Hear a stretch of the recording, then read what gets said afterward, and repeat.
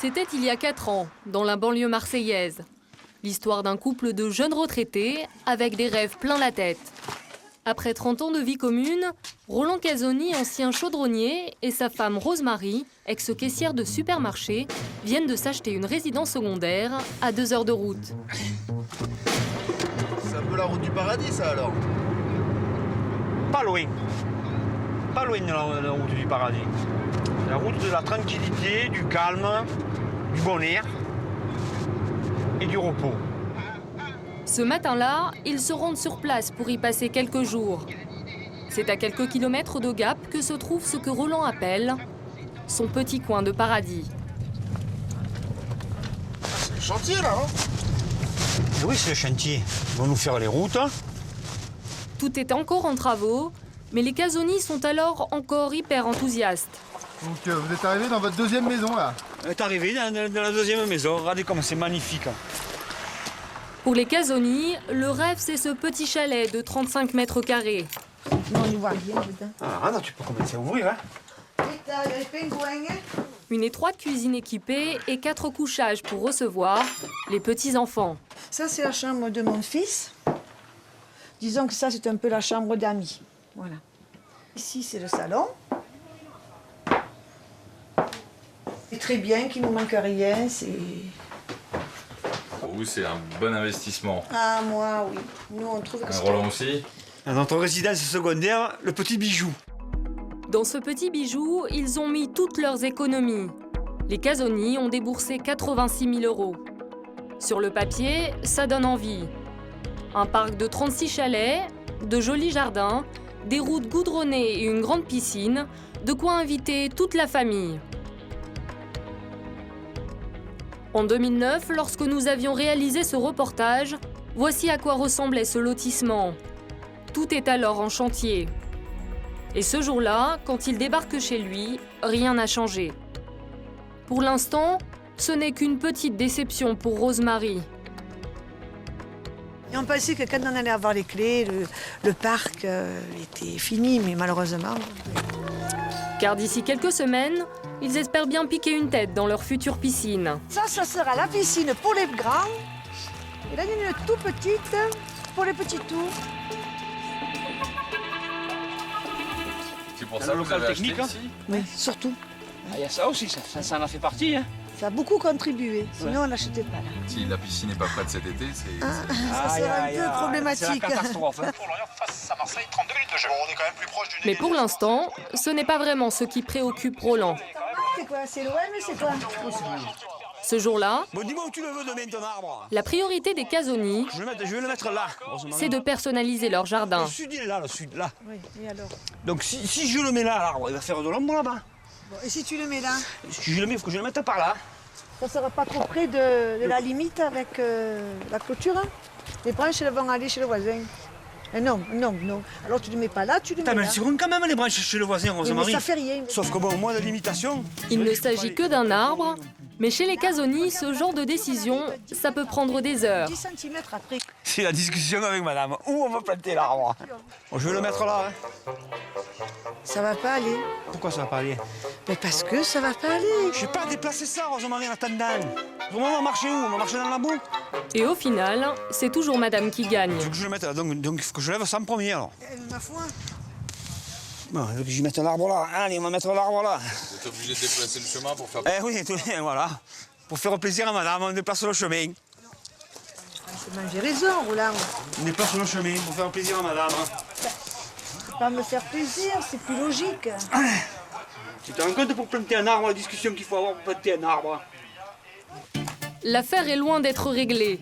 Le lendemain, nouveau rebondissement. La polémique repart. Pour quelques centimètres, Rosemarie n'est pas prête à lâcher l'affaire. Je viens encore de le reculer à 50. Arrête. Tiens, Rosemarie, le trait était là. Ça suffit. Hein? Non, c'est toi qui suffit. Oh, mais tu arrêtes un peu. Et pour le planter, même son beau-père s'en mêle. Encore un quart de tour encore. Mais non, pas comme ça. De l'autre côté, on t'a dit. Voilà, c'est bon. Voilà, là oui. Il y en a un paquet d'inspecteurs des travaux finis, là. Là, tout le monde est inspecteur des travaux finis. Mais il y en a la guerre qui a fait le trou. Hein. Tous les inspecteurs. Bon, voilà, là c'est plus vers nous. Après tous les efforts qu'a fait votre mari, vous lui dites même pas, il n'y a même pas un petit merci, vous êtes dur. Hein. Elle va me faire un bisou, je me mets en colère, un petit bisou. C'est jamais de la vie. Les femmes alors. Mais cultiver leur jardin ne suffit pas au bonheur de Rosemarie et Roland. Car les travaux n'avancent toujours pas. La piscine est loin d'être terminée. Et les routes ne sont toujours pas goudronnées. Et l'orage gronde chez les copropriétaires. Pour tous ces retards, il y en a un qui va devoir rendre des comptes aux propriétaires. C'est le promoteur, Benoît Vossian. Il porte beau et il est ici comme chez lui. Pas le moins du monde inquiet à l'idée du face-à-face qu'il attend avec ses clients. Un bisou. Ça va? Vous avez bien dormi? Ouais. Vous connaissez tout le monde? Bah, bien sûr que je connais tout le monde, heureusement. Donc, il manquera plus que ça. Vous allez bien? Toujours un petit mot pour chacun, comme un homme politique en campagne. Vous prenez une douche? J'essaye. D'ailleurs, c'est la journée des tuyaux, quoi.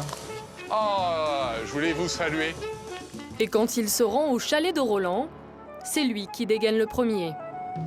Ça va? Vous allez bien? Et vous, ça va? Je suis venu contrôler, hein.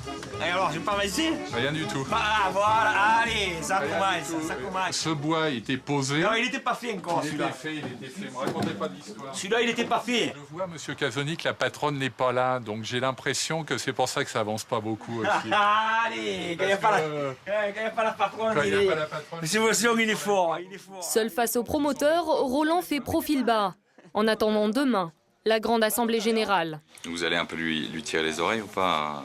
Au chef, au grand chef, ah oui, au grand chef, on va tirer un peu les oreilles. Là, il n'a pas trop avancé. Il me dit à moi que j'ai pas avancé, mais lui, il n'a pas trop avancé non plus. Hein. Le lendemain, branle-bas de combat à la mairie. Les copropriétaires sont venus demander des comptes. c'est un mariage ou... Ou un enterrement, hein, peut-être. Mariage ou enterrement, c'est C'est un mariage, je pense.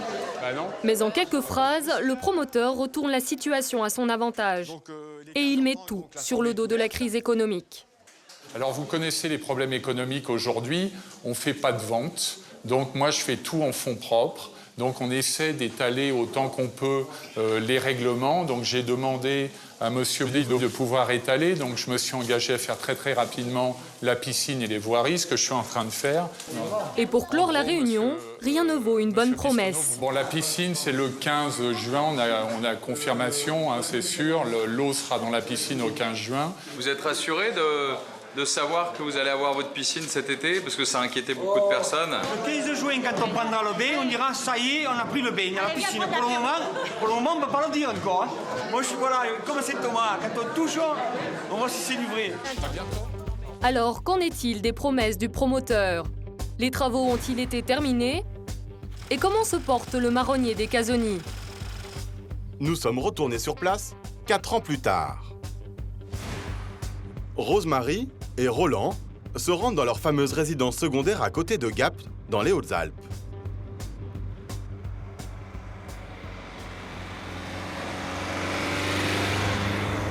Voilà, on arrive à notre petit chalet. Est-ce que c'est toujours la route du paradis? C'est toujours la route du paradis. Ben, il y a les Guinebrais, je crois, oui. Ben là, il y a les Guinebrais qui sont arrivés. Oh, ben il y a du monde aujourd'hui. Ah, ben aujourd'hui, il y a un peu de monde, tiens. Les Casoni connaissent maintenant toutes les petites habitudes de leurs voisins. Le couple se prépare à passer sa 4e saison d'été. Depuis notre reportage, les routes ont enfin été goudronnées. Le couple retrouve son petit chalet. Non, il n'y a pas notre chalet. monsieur, comment il s'appelle aussi? Et leur fameux marronnier qui est resté la star du jardin. Parce qu'il n'était pas beau, on devait le couper cette année. Et on lui a dit, si tu n'es pas beau, on te coupe. Il a dû avoir peur, il s'est fait magnifique. Ouais. Mais dans le Il s'est couple, fait joli. l'arbre demeure un sujet de discorde. Cette année. Car madame ne supporte pas que l'arbre pousse de travers. Mais c'est-à-dire que ton tuteur, il faut le mettre plus haut. Il part tout de ce côté, là-bas. Pourquoi tu l'as pas mis, là, au lieu de mettre celui-là? De toute manière, on devait le couper. Après d'un coup, tu prends la décision de ne plus le couper. Ma foi, il s'est fait beau, je vais pas couper un arbre s'il est beau. Et voilà. Ma foi. Il est beau maintenant, je mettrai le tuteur comme il faut, que je le tirerai un peu pour le redresser. Depuis la fameuse assemblée générale, la piscine est elle aussi terminée, mais il aura fallu attendre 1 an de plus pour piquer une tête dedans.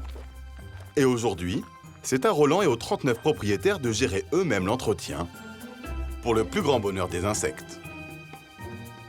Trop cher à faire fonctionner, ils ont décidé de ne l'ouvrir qu'1 mois et demi par an.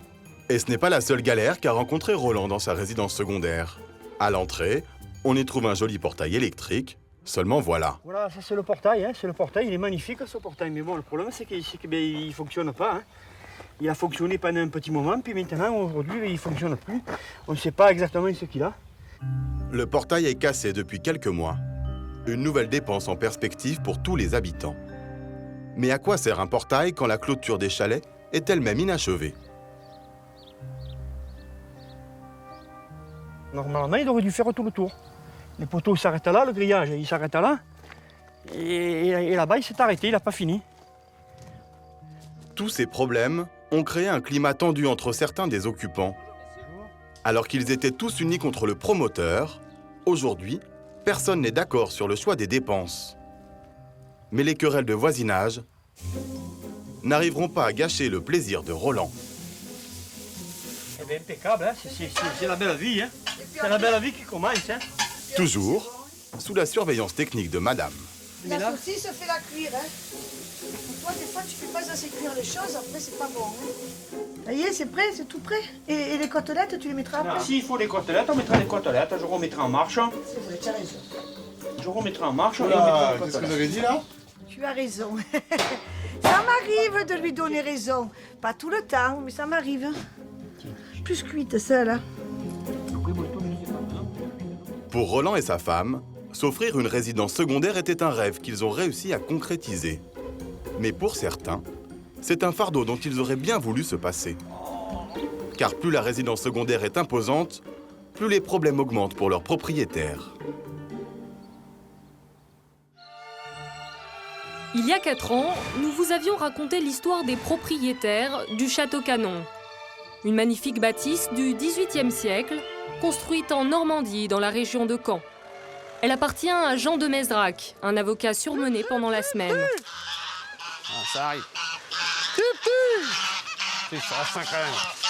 En général, il y a beaucoup de canards, c'est surtout les canards que je préfère. Là, je suis très bien. Les nerfs tombent, le stress des dossiers est lointain et le paysage est somptueux. Il a hérité de l'édifice de son père, de centaines d'hectares de jardin, des canards, mais aussi de lourdes charges d'entretien. Heureusement, il n'est pas seul propriétaire. Il y a par exemple Hervé, son cousin Germain, ou encore Marguerite, qui a épousé son autre cousin. En tout, ils sont 11 héritiers associés à parts égales pour profiter de cette résidence secondaire un peu particulière et tenter de la préserver contre les atteintes du temps. Entre tous les frères et cousins, il a fallu s'organiser. C'est Jean, le juriste, qui a établi le règlement, et il est strict. Chacun des associés doit obligatoirement faire un quota de corvées pour le compte du château. Tout le monde est contraint de mettre la main à la pâte. Chacun doit faire 130 heures minimum pour Canon. Tout genre de tâches, chacun en sa spécialité, ou des travaux dans le parc, des broussailleuses, tondeuses, tronçonneuses, etc. Et donc ceux qui n'ont pas fait les 130 heures, c'est là que le système est original. C'est quoi la punition? La punition, c'est qu'ils mettent dans une caisse une pénalité de 9 € de l'heure. Le problème, c'est que le château est un véritable gouffre. 100 000 € par an d'entretien. Au début de l'été, la famille découvrait de nouvelles surprises. Cette fois, ce sont les 26 volets de la façade qu'il va falloir refaire. La grande ouverture de printemps. Enfin, après le grand hiver qu'on a eu. Ah bah dis donc. Oh la vache, le volet part en morceaux. Alors pour faire rentrer de l'argent dans les caisses du Château Canon... Rosie. Oui, allô? Ça commence à 5 h ma visite. Jean a imaginé un vrai plan de bataille. Ah ben c'est sympa, donc je suis content, il y a quand même un peu de monde. D'abord, il a décidé d'accueillir les amateurs de vieilles pierres. Bon bah alors là, tout le monde m'attend. Si vous le voulez bien, on va commencer. Une petite visite commentée par là pour les personnes qui souhaitent un commentaire. C'est pas obligatoire. Vous êtes ici dans une propriété qui est privée. C'est la même famille depuis sa construction. Les visites, c'est ce qui permet de financer la moitié de l'entretien du château. La famille n'a pas d'autre choix que d'ouvrir les portes de son intimité. Soyez un peu indulgents au cours de votre promenade, parce que on essaye d'entretenir ça quand même avec les moyens du bord, et tout n'est pas parfait, évidemment, loin de là. Sa deuxième source de recettes, ce sont les mariages. Pendant l'été, le Château Canon voit défiler chaque semaine des couples de tourtereaux qui s'offrent pour une journée la vie de château. Bonjour, et vous êtes combien? C'est Hervé, le cousin de Jean, qui s'occupe des négociations avec les futurs mariés. Parce que ça peut être fait dans la salle, comme c'est une grande salle pour 250 couverts. Et pour être sûr de faire rentrer de l'argent pour leur propriété, la famille est prête à quelques concessions. Et alors, vous savez qu'à 15 jours près, vous avez moins 30%. Hein, moins 30% sur 3 500 € en gros. Non, non, c'est pas négligeable. Moins 30%, hein? Des mariages, des visites, mais aussi une idée beaucoup plus originale pour financer le château. C'est Marguerite qui s'en occupe. Elle s'est mariée avec un cousin de Jean de Mézrac et elle est aussitôt tombée amoureuse du lieu. Son idée pour faire vivre cette coûteuse résidence secondaire, créer une soirée concert de jazz à Château Canon. On n'est pas très en avance, mais ça devrait aller. Donc là, je termine à toute vitesse. Dans quelques minutes, les spectateurs seront là et rien n'est encore prêt. Là, c'est complètement la course. Je sais même pas quelle heure il est, mais je crois que j'ai 1 heure pour finir mes 40 tables. Il est 19h30, les spectateurs arrivent au château. Ça fait 24 €, s'il vous plaît. C'est ça. Voilà, on peut passer une bonne soirée. Merci, bonsoir. C'est sympa parce qu'il y a du monde. Je vois que ça arrive, c'est pas le bide, quoi. Quand on fait des trucs, ça peut être un bide. Ça peut être un bide à 30 personnes. Et pour éviter le bide, il faudrait attirer au moins ce soir plus de 200 spectateurs. Ça, on va avancer progressivement ça et le faire passer sous la table. Jean est un peu stressé. Merde! Oh, le truc tombe! Ah. Oh merde! Ah, j'ai fait une connerie! Oh merde! Ah, c'est ça qui a dû tourner. Qui veut une pression? Ah bah voilà! La tireuse a bien réparé. La soirée peut réellement commencer. C'est ça? Voilà, messieurs, dames. À peine la fête commencée, Jean veut déjà savoir si la famille rentre dans ses frais. On va aller voir aux entrées si tout se passe bien. Et puis peut-être les libérer, qu'elles puissent profiter un peu du concert. On a combien de personnes? 124 payants. Ah merde. Ouais. Donc on couvre pas. Ah toi, je pensais qu'il y en avait plus que ça. Ouais, je moi pensais aussi, qu'on était à enfin, comme 150 ça. au moins. Ouais, moi aussi, je pensais. C'est pas un trou non plus énorme. Non. Non, rassure-moi. 1 000 €. Ah quand même. Ouais. 2 trous. Ouais. Bon, promis que j'assure leur laisse. De cette soirée, Jean espérait un petit bénéfice, mais pour l'instant, c'est plutôt une perte de 1 000 €. Pourtant, ce soir-là, pour notre châtelain Jean de Mézrac, l'essentiel est ailleurs. Là, j'ai l'impression d'être au XVIIIe siècle. Je suis certain que notre ancêtre, de là-haut, là, il doit se dire c'est exactement dans cet esprit-là que j'ai conçu la propriété. C'était une propriété pour les fêtes. Et donc, c'est un plaisir de voir les fêtes ici. Ça, c'est des moments de joie, dans la galère. Les Mézrac ont-ils réussi à conserver le château dans la famille? Marguerite a-t-elle trouvé de nouvelles idées pour faire rentrer de l'argent dans les caisses? Où en sont les travaux? 4 ans plus tard, nous sommes retournés au Château Canon. Jean et ses cousins ont toujours 130 heures de corvée à faire chaque année. Mais désormais, l'amende a augmenté. Pour ceux qui ne se plient pas à la règle, elle est passée de 9 à 12 €. Et Jean a toujours autant de soucis avec sa résidence secondaire. Dès qu'on vient, c'est toujours pour découvrir une merde. Donc, Michel, mon cousin, m'a envoyé cette semaine une photo par SMS d'un nouveau drame. Alors, toute la semaine, c'est cata à canon. Alors, ras-le-bol. Un effondrement dans le mur, ah ben voilà, je le vois là. D'accord. Attention, parce qu'il y a du courant électrique. Pas de tout repos, être châtelain. Hein. Bah, surtout quand on vient voir les galères, quoi. Ah bah oui, le mur penche complètement, c'est pas étonnant. Sa propriété est classée monument historique. À chaque pépin, il est obligé d'avoir recours à des ouvriers spécialisés qui lui coûtent plus cher que la normale. Pour ce mur, c'est une tuile à 3 000 €. Là aussi. Le problème d'un monument historique comme ici, c'est que vous passez votre temps à faire des investissements en pure perte. Des trucs qui ne se voient pas, qui sont très coûteux et qui ne donnent pas 1 centime de valorisation supplémentaire à la propriété, quoi. Tout ça, ça tient pas. Là, il faut enlever le lierre. Le mur, il tient par le lierre. Le château accueille chaque année 12 000 visiteurs. Pour atteindre l'équilibre financier, il en faudrait 10 000 de plus. Pour les attirer, Jean sait qu'il faudrait ouvrir d'autres pièces, mais certaines sont en piteux état. Mais Jean ne peut rien faire sans l'avis de cet homme, l'architecte du patrimoine, qui doit lui faire un chiffrage des travaux à mener. L'addition risque d'être salée. Un peu de toutes les maladies de l'intérieur du château. Même la salle principale est entièrement à refaire. Non mais quand je vous dis moins pire, c'est vrai que ça c'est complètement pourri. Tu vois le drain il est partout. Tout ça c'est pourri.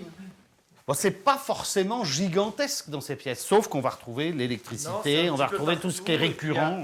Un rafraîchissement général, mais bon, de fil en aiguille, il va falloir faire ci, faire ça va s'accumuler. Et au final, on arrive à 20-30 000 euros par pièce. Ouais, tout de suite. Ouais. Voilà, donc pour une dizaine de pièces, le calcul est vite fait. D'accord. J'aime pas vous entendre parler de chiffres encore. On aime bien en parler comme ça, tant qu'on n'a pas le chiffrage. Mais dès qu'on va avoir le chiffrage, là, on met le casque intégral, puis on va se cacher, et puis on n'en parle plus. Comme la demeure est classée monument historique, la moindre dorure doit être restaurée à l'état d'origine. C'est ce que souhaiterait l'architecte du patrimoine. Mais Jean aimerait bien que la note ne grimpe pas trop. C'est pas de la feuille d'or, il n'y a rien de ruineux là-dedans. Ça peut rester, il y a une partie dans son jus, ouais. Donc ça, à la limite, ça peut rester intact avec juste... Jean voudrait aussi ouvrir vite. Combien de temps de travaux, de mois de travaux, selon vous? 6 mois, plus? Au minimum 1 an. Au minimum 1 an? Je pense, oui. Au minimum 1 an. Mmh. En tout, il y en aurait pour 300 000 euros. Une bien mauvaise nouvelle pour la famille. Heureusement, depuis notre dernier tournage il y a 4 ans, Marguerite a développé de nouvelles idées. La famille a décidé de la salarier à temps plein pour gérer la boutique du château. Ça y est, on ouvre. Il y a beaucoup de monde qui attend. Grâce à ses talents de bricoleuse, elle a transformé le petit local d'accueil en un magasin de souvenirs. Elle y vend toutes sortes de bibelots et objets de déco. Bonjour. Moi, je me trouve ici pour vous aider à vous retrouver. Alors, donc, 2 adultes et 2 enfants. Oui. Je vous donne un petit guide de visite. Après de longs mois de négociations avec sa belle famille, elle a même obtenu une caisse enregistreuse dernier cri. Voilà, donc maintenant, on a le logiciel de caisse. Voilà. Ça devenait très compliqué à gérer avec un cahier. L'année dernière, on en était encore au cahier. On faisait un petit soleil quand il faisait beau. Et c'est un outil qui peut aussi accompagner notre développement. Et en la matière, Marguerite ne manque pas d'idées.